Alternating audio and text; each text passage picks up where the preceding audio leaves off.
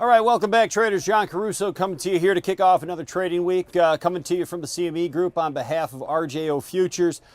First, we'll look at some of the news we saw come out in the overnight. We did see a big miss on Japanese GDP. That kind of set the tone early in the overnight, and coming into this morning, we did see the S&P. When I walked into the office, S&P was off about 6 or 7 points.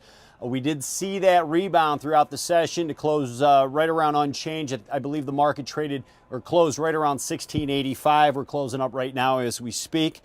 Looking at the U.S. dollar index, we did see a nice push higher in the dollar off of the disappointing news from Japan.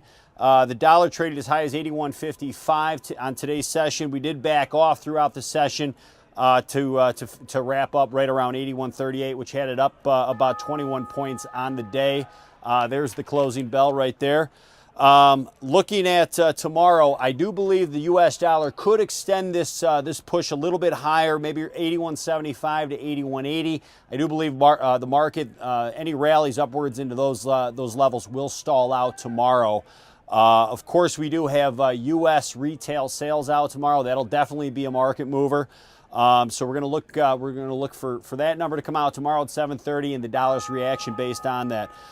Looking at the euro currency traded off down about 33 ticks today, 133.09. We did put in a low at 132.79. I would look for another retest of 134 before that market finally craps out.